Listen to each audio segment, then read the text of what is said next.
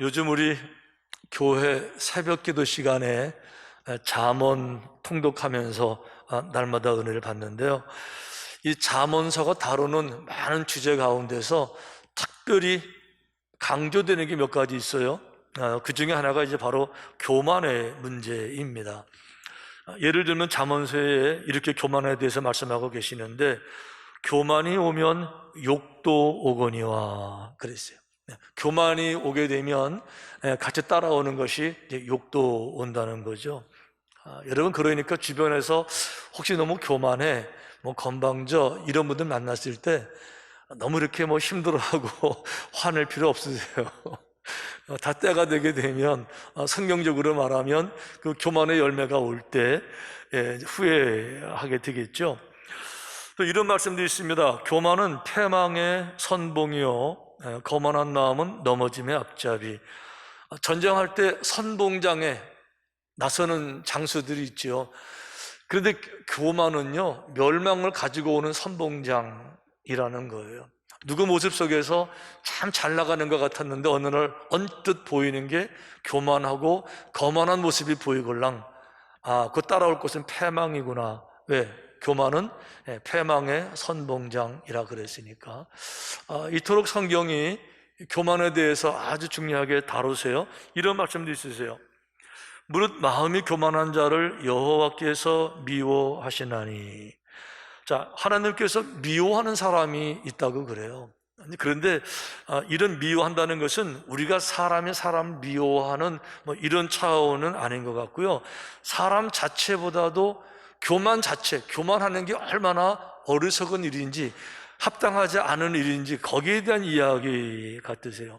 어쨌든 하나님께서는 이 교만 자체를, 교만한 사람이 가지고 있는 교만을 이렇게 미워하세요. 싫어하신다는 거죠. 왜 그런가 하면 하나님이 인간을 만드실 때 누구든지 교만해도 될 만큼 훌륭하게 인간을 만들지 않으셨다는 데 문제가 있는 거예요. 예를 들면 누군가의 도움이 없어도 자기 인생을 자기 마음대로 다 설계할 수 있고, 자기 건강도 자기 마음대로 다 할 수 있고, 자기 자녀들도 자기 계획대로 다 할 수 있고, 사업도 자기 마음대로 다 할 수 있는 이런 완벽한 능력, 교만해도 될 만한 그런 능력을 어느 누구에도 주신 적이 없는 거죠.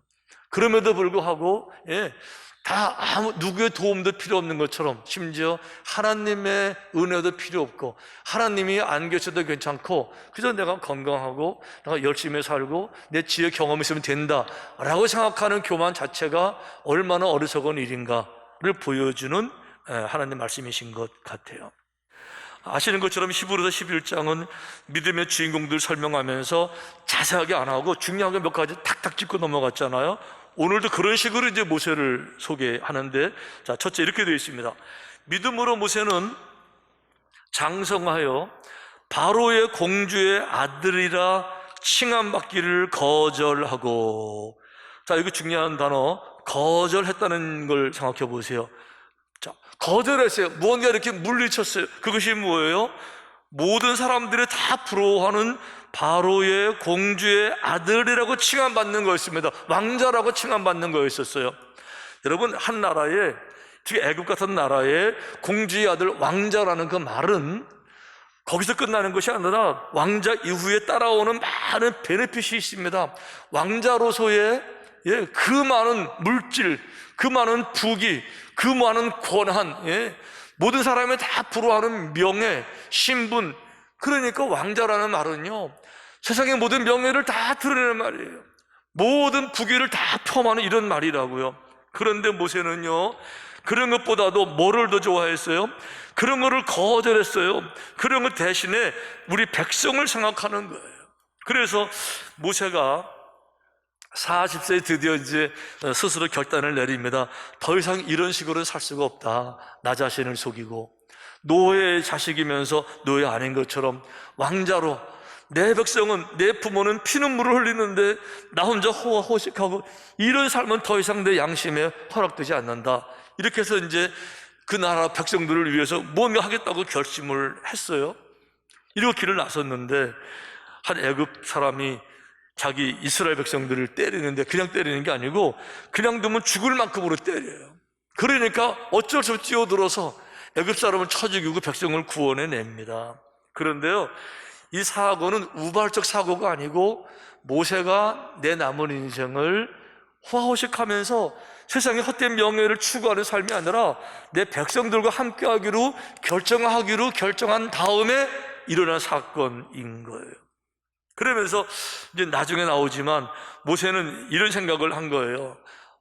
내가 우리 백성을 위해서 일어날 것 같으면, 무언가 내가 분연히 일어날 것 같으면 우리 민족 가운데도 준비된 사람들이 있을 것이다. 독립투사, 애국자, 이런 사람들은 내게 모여오면서 또 세를 규합하게 되게 되면 무언가 할 수 있지 않을까, 이런 마음으로 하게 됐는데 오히려 백성들이 전혀 준비가 되지 않은 것을 알게 돼요.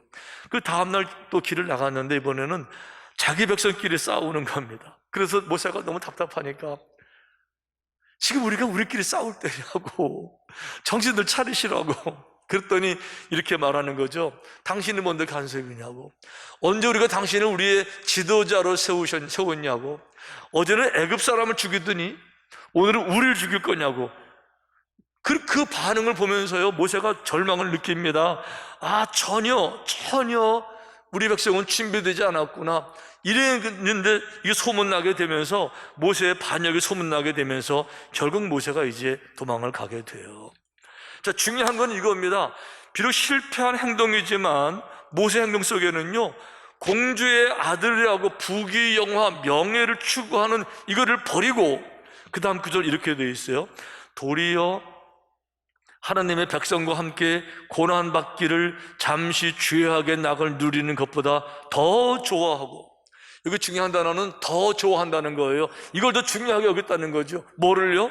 세상에서의 명예, 공주의 아들, 헛된 명예, 이것보다는 여호와의 백성들 속에 의를 추구하면서 비록 고난을 당해도, 고통을 당해도, 힘들고 어려워도, 슬퍼도 외로워도 가난해도 하나님의 의를 구하는 거룩한 백성 속의 길을 더 좋아했다. 할렐루야. 이게 바로 모세의 믿음이었었어요.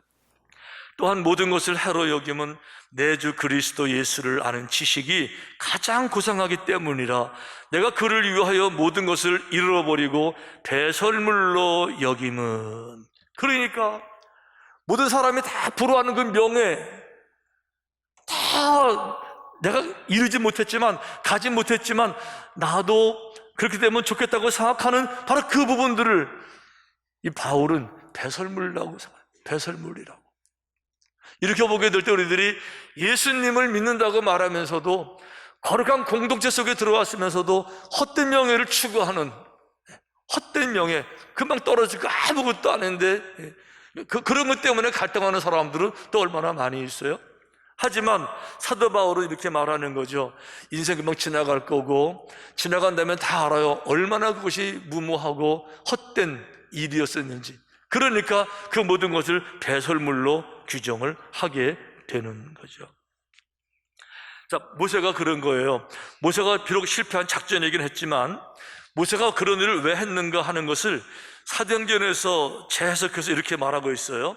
사도행전 얘기입니다. 7장에 나이가 40이 되매 그 형제 이스라엘 자손을 돌볼 생각이 나더니 그랬어요. 그러니까 우발적으로 애굽 사람을 쳐 죽인 게 아니고요, 40이 되면서 이제는 진짜 이렇게 못 산다.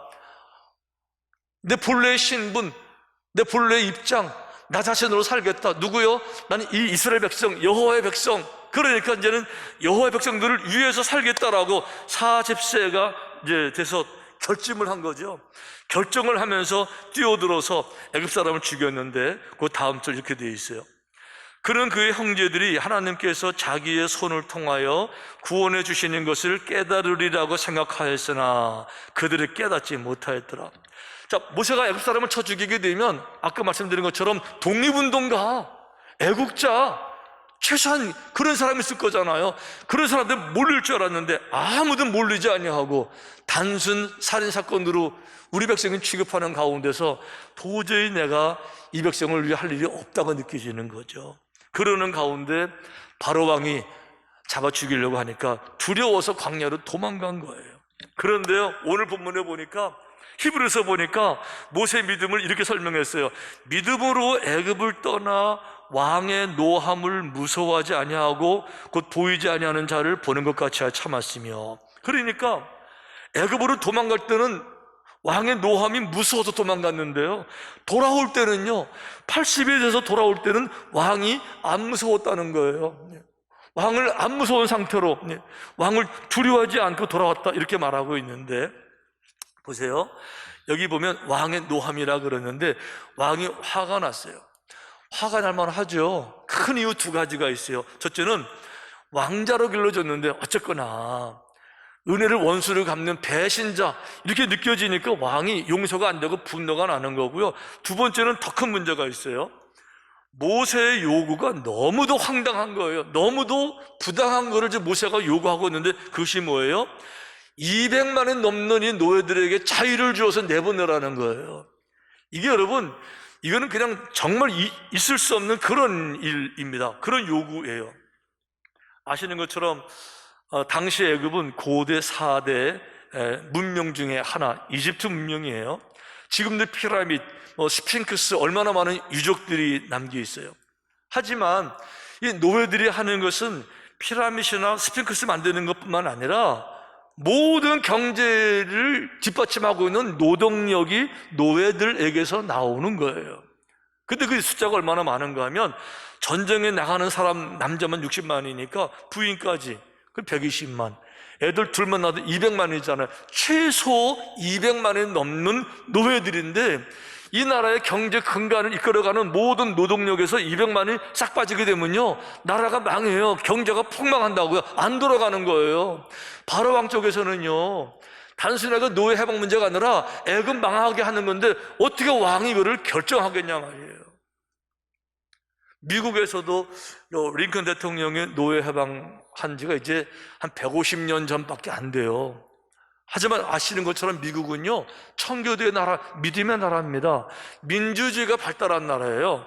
인권을 존중하는 나라인데 왜 이 노예 해방 문제가 이렇게 힘들고 어려울까? 남북 전쟁까지 하게 될까? 노동력 문제였던 거예요. 남부에 사는 사람들이 믿음이 없어서가 아니에요. 오히려 남부로 갈수록 더 보수적이거든요. 그런데 남부에는 농장들이 많았어요. 목화농장, 얼마나 넓은 땅에다 목화농장, 땅콩 농장, 옥수수 농장. 그런데 노예들 다 나가버리면 일할 사람이 없어요. 농장 다 문 닫고 다 망해야 되는 건데 어떻게 허락이 되냐고요. 그러니까 우리 시대에도 노예 해방 150년 전에 이렇게 힘들었는데 3,500년 전에 노예들 200만 명을 다 내보낸다고 말하면 이 프리 레이버, 전혀 값을 지급하지 않고 일할 수 있는 노동력이 다 빠져나가면요, 나라 폭망인 거예요. 우리 지난주인가요? 한국 정부에서 최저 임금 시간당 9,160원으로 결국은 발표를 했어요. 노동계에서는 시간당 10,000원 달라고 그랬는데 결국은 이제 대통령 공약이었지만 못하고 말았어요. 한편으로 생각하면 10,000원 줘도 될 것 같아요. 그래도 노동자들이 살아가야 되니까. 그런데요, 경영하는 사람 쪽에서 보게 되면요, 그러면 경영이 안 돌아가요. 회사 문 닫아야 돼요. 그러니 200만 명 노예를 내보내면요, 200만 명을 돈 주고 사다가 일을 시켜야 되는데 200만 명이 일당 주고 애굽 안 돌아가거든요. 그러니까 바로 왕이 허락이 안 되는 거예요. 이 너무도 무모한 요구를 하는 데 있어서 오히려 모세는 당당하게, 말도 안 되는 요구를 전혀 두려워하지 않냐고 당당하게 바로 왕에게 요구를 하는 거예요. 과연 모세에게 어떤 일이 있었을까요? 어떻게 모세가 이렇게 달라질 수 있었을까요? 도망갈 때는 두려워서 도망갔는데 지금은 말도 안 되는 요구를 하면서도 당당할 수 있었을까? 한 가지 사건이 모세에게 있었습니다. 모세가 광야에서 하나님을 정말 만난 거예요. 나이 80이 됐을 때 우연히 양을 치고 있는데 떨기나면서 불빛이 활활 타올라서 궁금하니까 가보자. 가보니까 세상에 떨기나무에 불꽃이 막 일어나는데 나무 가지는 전혀 타지 않고 불빛만 활활 타오르는 거예요. 너무 신기해서 좀 더 가까이 가서 보려고 했더니 하나님이 이르시되 이리로 가까이 오지 말라. 네가 선 곳은 거룩한 땅이니 네 발에서 신을 벗으라. 하나님이 가까이 오지 말라고 이렇게 그러시면서 말씀하십니다. 가서 내 백성을 구원하라. 이럴 때 모세의 대답을 보면요, 모세가 나이 80에 자기를 어떻게 생각했는가를 알 수가 있어요. 모세가 이렇게 대답했습니다. 모세가 하나님께 아뢰되 내가 누구이기에 바로에게 가며 이스라엘 자손을 애굽에서 인도하여 내리, 내가 누구가 안 돼?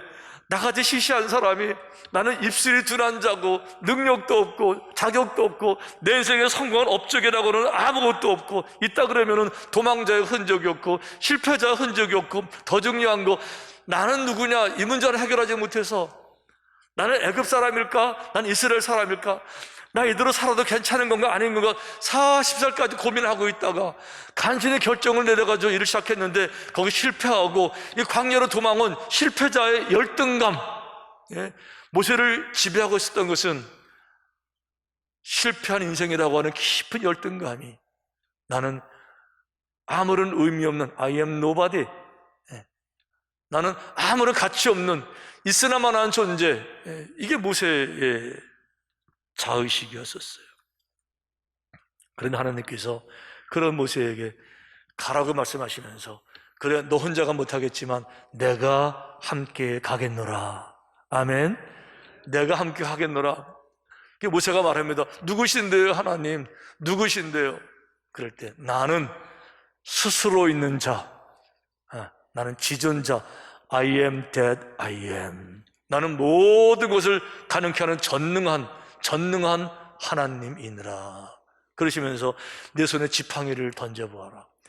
지팡이 두고 있다가 던졌더니 뭐가 됐죠? 뱀이. 깜짝 놀랐는데 얼마나 무서운 뱀인지. 근데 꼬리를 붙잡아라. 꼬리를 들어보니까 다시 주추직 펴지면서 지팡이로 돌아와요. 너무 놀라운, 있을 수 없는 일을 경험하게 되죠. 네 손을 품에 넣어보아라. 빼보아라. 빼보니까 문득병이 확 걸려가지고 막 썩어요. 너무 놀랬죠. 다시 집어넣어봐라. 빼보아라. 사라졌어요. 봤지? I am that I am. 나는 전능자 하나님을 만나고 나서, 그리고 나서 하나님이 가라고 하시니까 모세가 떠날 때 여호와의 지팡이를 붙잡았더라. 내 힘으로 가는 것이 아니라 여호와의 힘을 의지하고 애굽으로 돌아오는데요, 여호와가 안 계실 때는 바로왕이 무서웠는데 하나님을 제대로 만나고 나니까, 인생의 생명을 좌우하는 여호와의 능력을 경험하고 나니까 사람이 두려워지지 아니하고 신분이 무섭지 아니하고 왕 앞에 담대히 와서 이 말도 안 되는 요구를 지금 하고 있는 거죠. 중요한 거는 이 말도 안 되는 요구를 이 애굽의 바로 왕이 들어줄 수가 없지요. 왜 그런가 하면 지금 요구 자체가 애굽 망하라는 건데 어떤 왕이 애굽 망하면서 내보내요? 이거 죽어도 안 되는 거죠. 거기다가 자기들도 신이 있잖아요. 자기들을 돕는 신, 우상들이 얼마나 그 당시에 많았었습니까? 하나님이 10가지 재앙을 보내시는데 이 10가지 재앙은요, 당시 애굽을 대표하는 모든 신들을 타파하는 거예요. 여러분 그 애굽에 가시게 되면 지금도 그 유적지에 가시게 되면 많은 애굽 신들 모양이 그려져 있어요. 한번 보실까요? 이런 그림 많이 보셨죠? 이런 신들이 애굽에 한 80개 정도가 됩니다. 그래서 뭐 이런 신 저런 신 쫙 이렇게 있는데, 다음 그림, 다 이게 애굽 사람들이 신 형상을 만들어 놓고 섬기던 당시 우상들이었었어요. 이런 그림들이. 그런데 이런 신들 가운데서 가장 힘이 센 10개의 신을 꼽아서 하나님이 다 허상이라고 실체를 드러내시면서 다 파괴시켜버리면서 결국은 바로 왕이 두 손을 들고 항복하게 되는 거예요. 첫 번째 재앙이 피재앙이었습니다. 피재앙은 그 나일강이 그 애굽의 젖줄이고 신성한 나일강을 섬겼는데 그 나일강의 신이 하피라는 신이었었어요. 그런데 이 신성한 나일강의 모든 물들이 몽땅 다 피로 변해가지고요 썩어서 악취가 나고, 그러니까 이 나일강의 신을 파괴시켜 버리는 거죠.